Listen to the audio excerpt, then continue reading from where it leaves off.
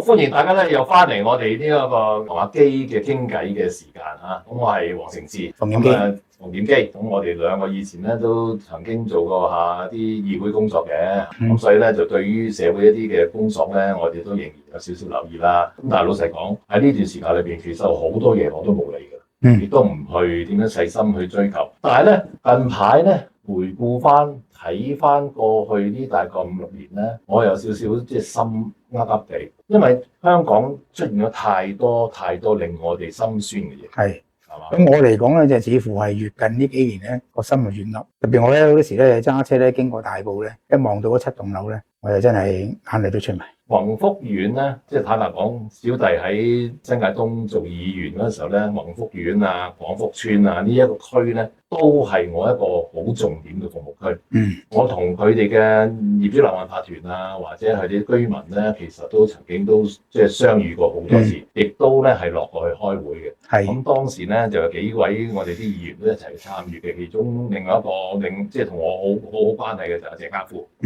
阿富咁啊，另外就好多唔同嘅議員都有落去。我哋一早已經喺裏邊睇到好多屋苑啦，嗰啲法團壟斷啦，跟住咧嗰啲大維修嘅時候咧，係有好多懷疑圍標嘅一啲嘅行為啦，跟住出現到開到半夜3更、3、4點都未開完，跟住打大交啦，跟住咧有好多嘅居民咧就話俾我聽咧，收到好多嘅恐嚇啊，收到投訴啦，呢啲嘅事件咧，OK，我哋唔係今天先知嘅咯喎，響深水埗90年代已經有呢啲問題。係咯，咁但係點解我哋咁多年嚟，我哋都面對呢個問題，同政府反映過，其實政府唔係唔知嘅喎。好啦，今次宏福苑咧，其實睇翻好多資訊咧，都仍然係出現呢啲嘅問題，而出現啲問題到最後尾，亦都係因為呢個大維修裏邊有好多欺詐，有好多欺壓，有好多不真實，有係好多咧懷疑係貪污，甚至咧有公務員、政府部門失職嘅問題。導致咗7座樓大火，死咗成100幾200人，168係啦，流離失咗嘅家庭過千，成為咗一個國際大醜聞。嗱，呢啲唔應該發生喎，基係啊，冇可能即係喺呢個咁現代化，同埋咧我哋話又咁多安居啊，又話咧政府已經好多良政善治啊嗰個嘅時代咧，出現咗一個咁大嘅事件咧，我覺得呢個政府責無旁貸，要自己去進行檢討。而市民咧係過去咁多嘅聲音、咁多嘅投訴、咁多嘅問題發出佢哋嘅聲音，我覺得都要攞翻一個公道。係啊，咁所以依家咧就嗰個嘅調查小組咧我又唔係調查委員會咯，一調查嘅會咧係冇呢個委員會嗰個原則咧，唔可以傳召一啲嘅證人傳召一啲官員，傳召一啲有需要人咧去到裏邊做證嘅。就算做咗證之後咧，佢都冇一個嘅權力咧，好似法庭咁判你有罪。只得出一個報告咧，跟住就話邊啲懷疑有咩。我要補充一句。特首就話咧，雖然而家呢個調查委員會咧係冇呢一個權，不過如果到某個時間或者某個需要咧，呢個調查委員會想轉做嗰個正式有調查權嗰種嘅委員會咧，佢係容許嘅。嗱，咁我期望咧呢一個有調查權嘅委員會盡快出現啦。因為依家咧已經咧喺調查完之後咧，我哋聽翻新聞講咧，廉政公署又已經採取行動啦，警方又採取行動啦，唔知邊個部門咧採取行動啦，已經拘捕咗10幾20人啦，又已經咧準備咧就要檢控某啲人啦，好明顯就出現咗咧，真係裏邊係有好嚴重嘅呢個罪行發生，令到咧我哋喺當地裏邊好多居民咧就犧牲咗同埋死咗，仲埋咧最慘成1000幾2000戶嘅人咧係喪失家園。咁呢個咧，我覺得係政府嘅責無旁貸咧，要做啲功夫。好啦，係阿基，呢一件事件就令我哋好心痛。但係其實過去回顧翻喺呢4、5年、5、6年裏邊咧，政府出事嘅即係事件咧，其實都唔少啊。其實就係頭先你講宏福係一個係好重要同埋最現在嘅，同埋甚至仲係現在進行式，即係我哋要揾翻個真相，真相之後能夠揾出嗰個責任，個責任究竟有冇人需要負責，跟住咧就要點樣即係補翻呢啲窿窿漏漏啊。咁所以咧仲有一段時間發展中嘅。咁當然你問我，喂，唔好講即係幾十年前啦，你就講幾年前，即係由 COVID-19 啊，即係疫情開始計，睇下數下有啲咩。政府一望都覺得你有問題喎。嗱，其實咧政府甩甩漏漏嘅事件咧，其實都係唔少嘅。當然我即係唔好淨係話政府做得衰，政府做好嘢都有嘅，唔係冇㗎。但係咧，你好簡單，政府做好嘢係應該。因為我哋個個市民係期待一個咧係良政善治嘅一個政府咧。同埋你哋收咁多人工咧，呢個人工咧，響作為一個公務員嚟講咧，我哋係全世界頂尖嘅，即係高人工嘅。我哋嘅特首人工係高過特朗普呢個總統嗰個人工喎。咁當然權力係爭好遠啦。咁喺COVID-19嘅時候咧，原來咧都出咗事嘅。喺醫療系統裏邊咧，都曾經出現過幾單咧係甩漏嘅事件，跟住咧就直情係俾人哋係告上法庭，到最後尾係判政府輸嘅。其中就係一個外傭咧嚇，佢咧就係嚟到香港嘅時候咧，係應該係可以就順利去翻工嘅，但係咧點知咧就衛生署就話佢嗰個嘅檢疫咧係唔得，連續檢咗幾次。咁令到呢個嘅勞工咧係冇辦法可以咧係順利地喺去幫到嗰啲嘅即係家庭咧去做好佢哋服務。咁呢單嘢咧，於是就被告咗上法庭去司法覆核，政府輸咗。呢個第一單。第二單就係話另外一個咧係肝病嘅病人去到醫院裏邊。好啦，跟住就話我哋要等埋呢一個肝病病人嗰個 COVID-19 嗰個檢測有冇問題先至可以送去上院。於是喺呢一個嘅肝病病人喺醫院裏邊就被耽誤咗個醫療時間，又等咗一段時間，到最後尾未上到醫院就已經死咗。呢啲咁嘅情況咧，究竟政府有冇反省翻喺呢啲嘅行政上，喺呢啲嘅措施上？係點樣能夠可以做得更好咧？係令到咧你真係每一樣嘢唔該細心諗清楚，究竟政府做嘅工作有冇地方甩漏，有冇地方自己以為自己可以做得好其實咧係有一啲嘅錯漏。好啦，你喺今日傾之前，你同我傾偈咧，你都提過另外一個嘅事件咧，就係個醫生紙啊。冇錯啦，醫生紙係好清楚白紙一字，醫生出，跟住你政府話得。咁跟住就係你講下呢個故仔。當然啦，我哋都發現到有啲嘅人咧，為咗咧要去即係攞病假，為咗咧就要可能唔好即係隔離咁樣。於是咧就有少部分醫生咧係做咗一啲假嘅一啲嘅嗰個嘅針紙，當呢個嘅病人已經係打針或者係當呢個人咧已經完成咗嗰個嘅即係防疫啦咁樣。咁跟住佢就可以正常去做嘢，係真嘅，有啲咁嘅 case。但係咧，就係當時咧，呢個醫務衛生局長居然公開講唔承認2萬張嗰個嘅針紙。係咯，公開唔承認，話呢2萬張針紙全部係唔啱嘅，作廢嘅。但係冇任何法理依據。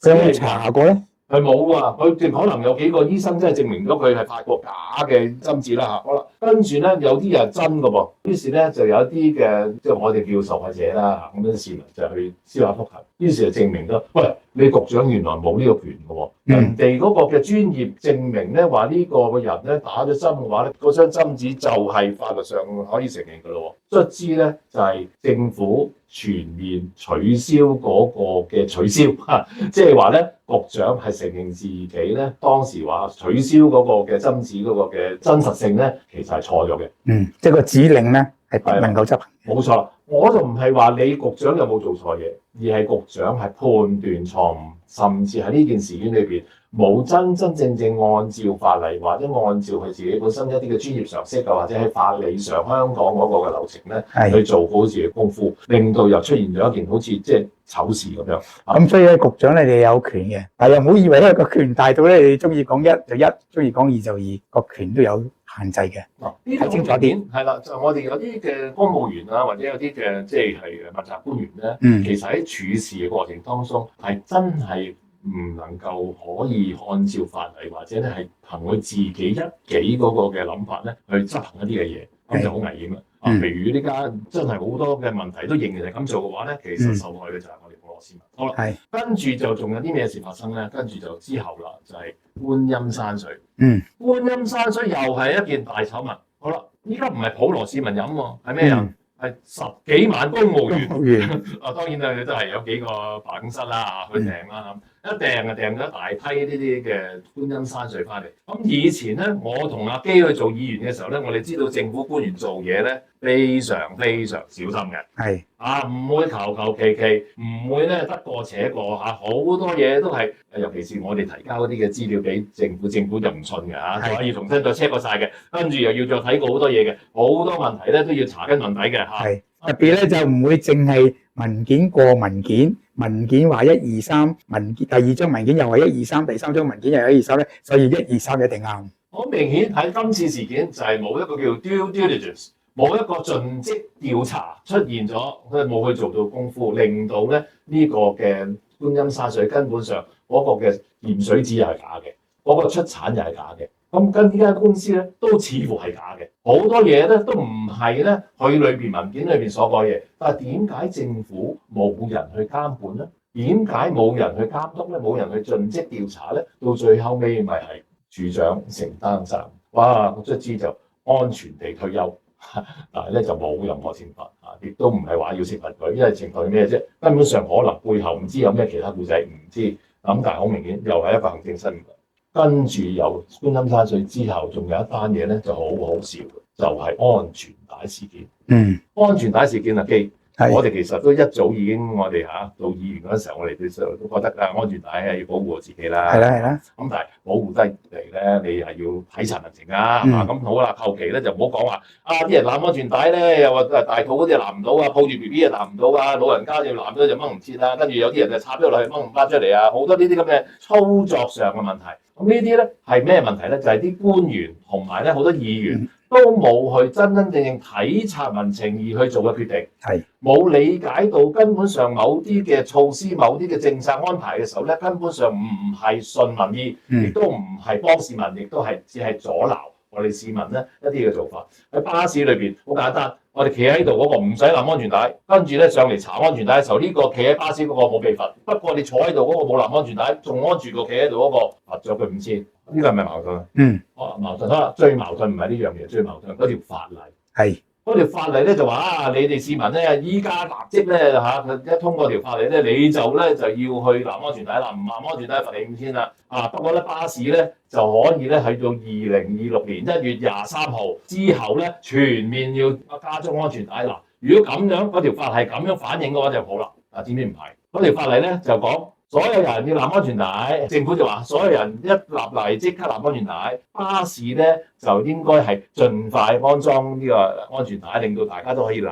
不過條法例到最後尾呢條條例個適應期就喺2026年嘅1月23號先至實行。其實呢度係講緊兩件事。仲有一樣嘢就係2026年1月23號有呢一個嘅安全帶嗰啲，即係開始行嗰啲新嘅巴士先至係管制到嘅。冇錯，你之前嗰啲咧對唔住，佢依家嗰條例直情唔係咁樣講，係直情嗰條條例係2026年1月23號之後先生效。咁即係之前咁樣使乜攬咧？但係政府話之前都要攬，但個法例話俾你都唔使攬。其實根本上呢條條例係犯一個非常之唔應該犯嘅錯誤，就係因為係兩個嘅描述嚟嘅。一個描述就係普羅嘅市民搭車要攬安全帶，即刻要生效。第二個就係所有巴士去到2026年1月23號之後，全面都要安裝安全帶。其實應該分咗兩段。不過咧，佢將嗰個適應期就擺咗落去最後尾嘅度，於是變咗兩個嘅唔同嘅事件都同時間喺2026年1月23號先生效。咁呢個咪錯咗咯？錯咗。呢個錯，立法會議員睇唔到個原因，因為政府話唔使討論嘅。立即通過，咁嗰個標準咁啦。我又唔同意你咁講喎，立法會議員係最後把關噶嘛，所有法例就佢通過之後，跟住特首簽名就係嘅啦嘛。即係你立法會唔出聲嘅話咧，即係啱唔啱都係最後立法會嘅責任嚟嘅喎。